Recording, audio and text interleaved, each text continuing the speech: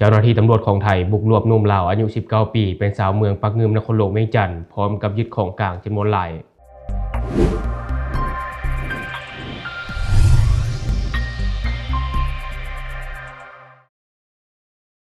สวัสดีท่านผู้ชมยินดีต้อนรับเข้าสู่รายการช็อคเดอะนิวและข่าวที่ทางรายการอยากจะนำเสนอในวันนี้ก็คือกองกำกับการสืบสวนตำรวจภูธรจังหวัดหนองคายและกองกำลังสุรศักดิ์มนตรีพร้อมกับเจ้าหน้าที่ที่เกี่ยวข้องได้บุกรวบหนุ่มลาวคาโรงแรมใจกลางเมืองหนองคายพร้อมของกลางเป็นยาไอซ์ 14 กิโลกรัมที่เตรียมส่งให้ลูกค้าแต่ว่าถูกรวบตัวเสียก่อนท่านผู้ชมในเมื่อวันที่ 11 กรกฎาคม 2026 เวลาประมาณ 19:30 น.กองกำกับการสืบสวนตำรวจภูธรจังหวัดหนองคายตำรวจตรวจคนเข้าเมืองจังหวัดหนองคายกองกำกับตำรวจตะเวนออกเฉียงเหนือตำรวจชายแดนที่245ตำรวจทางหลวงและกองกำลังสุรศักดิ์มนตรีได้ร่วมกันจับกลุ่มท้าวฟิล์มอายุ 19 ปีเป็นชาวเมืองปักงึมนครหลวงเวียงจันทน์ซึ่งสามารถจับกลุ่มตัวได้ที่โรงแรมแห่งหนึ่งใจกลางเมืองหนองคายพร้อมของกลางเป็นยาเสพติดให้โทษประเภทหนึ่งนั่นก็คือยาไอซ์จำนวน 14 กิโลกรัมซึ่งการจับกลุ่มในครั้งนี้สืบเนื่องมาจากเจ้าหน้าที่ได้รับแจ้งจากสายลับว่าจะมีการส่งมอบยาเสพติดอยู่ภายในโรงแรมใจกลางเมืองหนองคายจึงได้รายงานให้ผู้บังคับบัญชาทราบและนำกำลังเข้าตรวจสอบบริเวณดังกล่าวเมื่อไปถึงได้พบชายต้องสงสัยสัญชาติลาวพักอยู่ในห้องโดยมีท่าทางพิรุษเจ้าหน้าที่จึงได้สอบถามซึ่งชายคนดังกล่าวก็ยอมรับว่าเป็นคนต่างดาวและเมื่อกวดเอกสารพบว่าบ่มีหนังสือเดินทางหรือว่าพาสปอร์ตเจ้าหน้าที่จึงได้ขอกวดค้นภายในห้องพักและพบยาไอซ์ซุกเสื่องอยู่ในกระเป๋าเดินทางลายการ์ตูนสีฟ้าและในกระเป๋าเปสีดำที่วางซุกเสื่องอยู่ในตู้เสื้อผ้ารวมน้ำหนักทั้งหมด 14 กิโลกรัมจากนั้นจึงได้นำตัวชายคนดังกล่าวไปกวดปัสสาวะหรือว่าไปกวดเหยี่ยว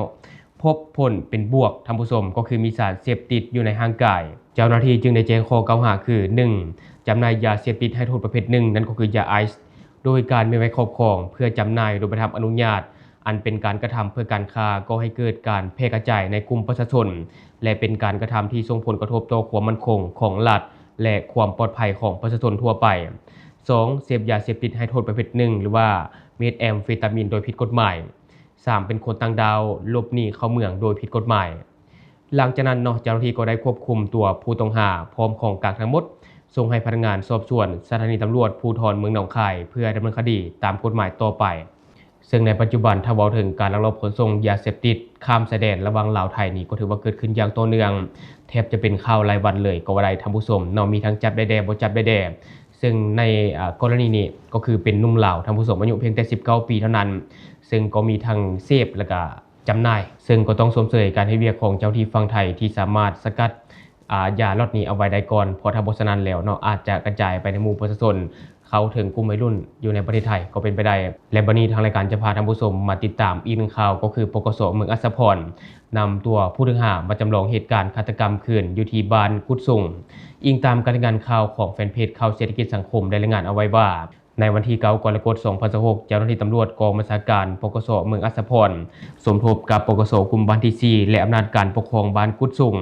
ได้นำตัวเท่าผู้ต้องหาในคดีฆาตกรรมลงเฮ็ดแผนโทษกรรมคืนหรือว่าจำลองเหตุการณ์ตัวจริงเพื่อประกอบสำนวนคดีอยู่สถานที่เกิดเหตุตัวจริงอยู่บ้านกุดสุงเมืองอัสสะพรแขวงสวรรณเขตอิงตามบทรายงานของเจ้าที่ปกสเมืองอัสสะพรให้รู้ว่า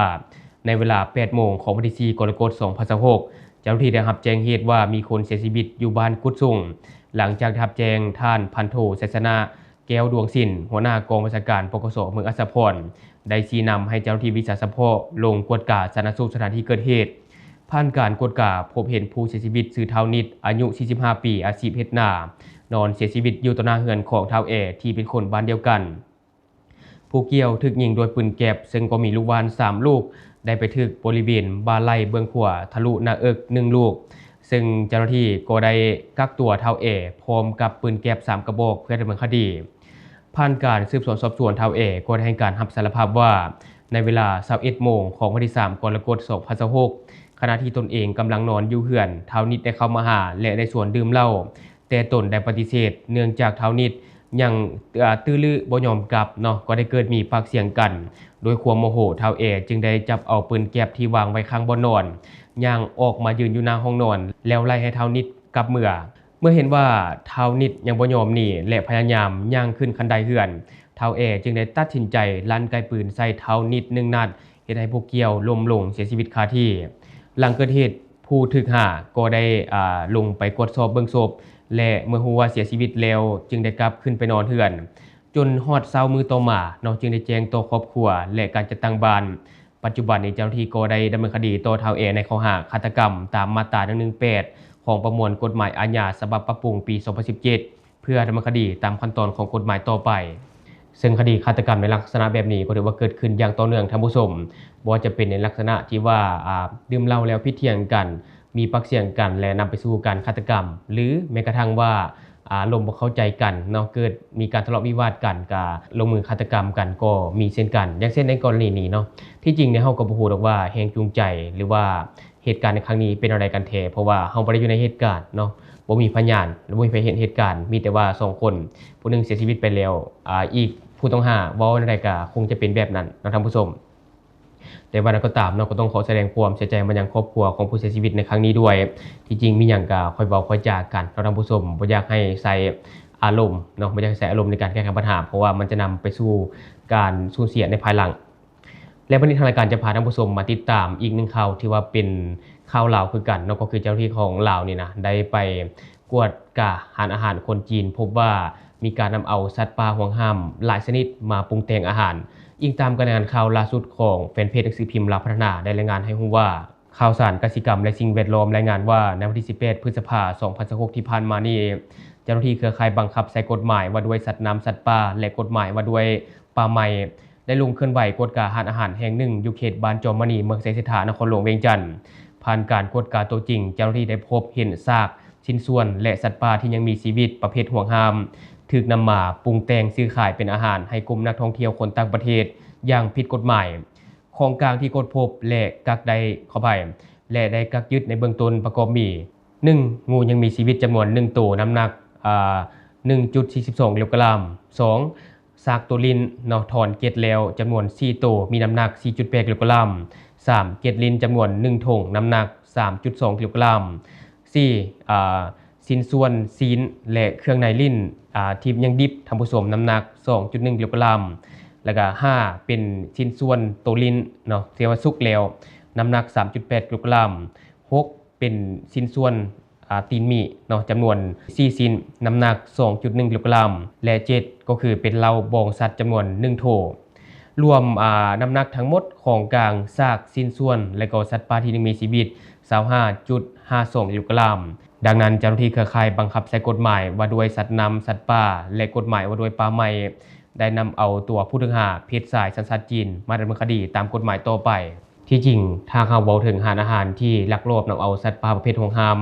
มาเฮ็ดอาหารขายนี่ครับพระเจ้าเชื่อว่ามันยังมีหลายอยู่ในสปป.ลาวตอนนี้โดยเฉพาะก็แม่นหารอาหารคนจีนอยู่ในเขตซังเจียงบ่อย่างต่างๆเนาะมักจะมีเพราะว่าจีนนี่เขามักนิยมบริโภคสัตว์ป่าหายากเนาะท่านผู้ชมว่าจะเป็นคนจีนคนลาวก็คือกันนั่นแหละเนาะสัตว์ป่าหายากนี่มักจะซื้อสุดเวลาเดินทางไปตั้งแขวงบ่เห็นประชาชนนำเอาสัตว์ป่าประเภทห่วงห้ามมาขายนี่ซื้อมากินเพราะว่ามันก็มีความเชื่อหลายๆอย่างและทุกคนมีความคิดเห็นอะไรกับข่าวนี้ก็อย่าลืมคอมเมนต์แลกเปลี่ยนกันได้หรือว่าอยากตำหนิติเตียนอยากประกอบส่วนข้อมูลก็อย่าลืมฝากไว้แล้วทางรายการจะเข้าไปอ่านและก็ตอบแลกเปลี่ยนประสบการณ์นำกันอย่าลืมสนับสนุนกันโดยการกดติดตามช่องขอขอบใจ